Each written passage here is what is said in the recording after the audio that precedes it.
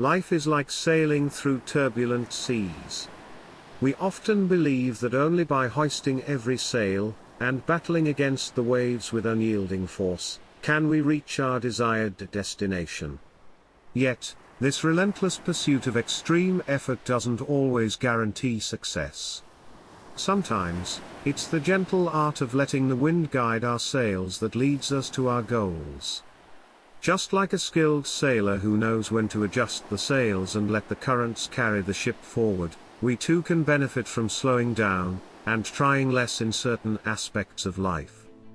In our fast-paced and achievement-oriented society, the notion of trying too hard is a common pitfall that many of us encounter.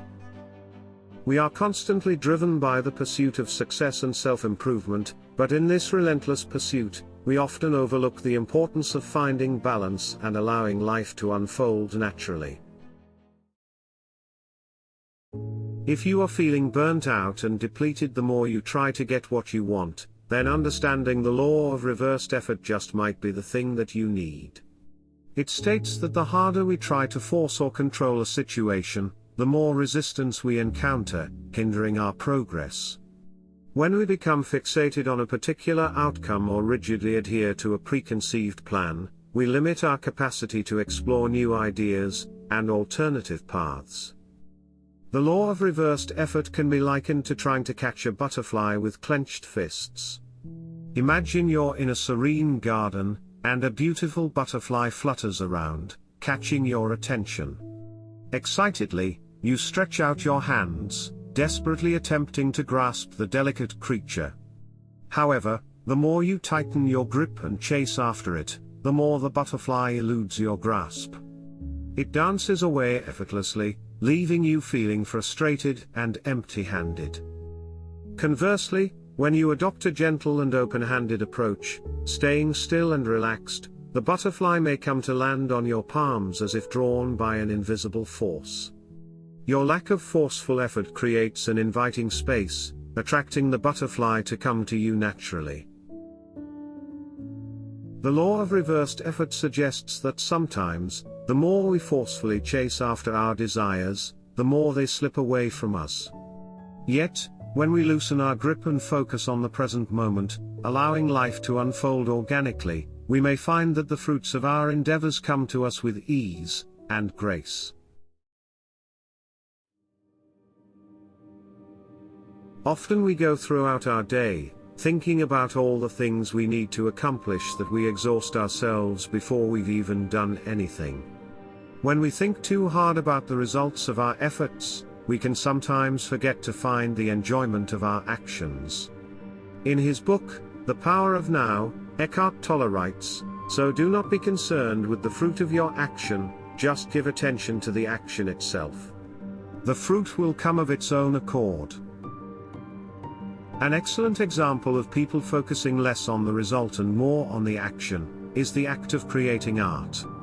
Imagine a painter completely engrossed in the process of painting, not fixated on what the final masterpiece will look like, or whether it will receive praise or recognition.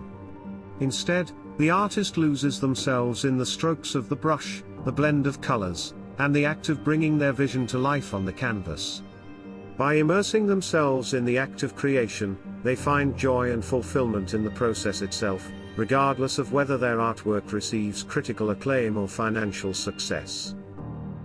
The fruit, in this case, is the final artwork, which naturally emerges as a reflection of the passion and dedication invested in the artistic process. When the focus remains on the action of creating art, the result becomes an organic expression of the artist's inner world, free from the pressure of external validation. The American actor, Robert De Niro, once said, "A lot of young actors have the idea that, I've got to do this right. There's a right way to do this. But there's no right or wrong. There's only good and bad. And bad usually happens when you're trying too hard to do it right. There's a very broad spectrum of things that can inhibit you. The most important thing for actors, and not just actors, but everybody, is to feel loose enough to create what you want to create, and be free to try anything. To have choices. This quote infers to us that often, the more we try, the worse the outcome can be.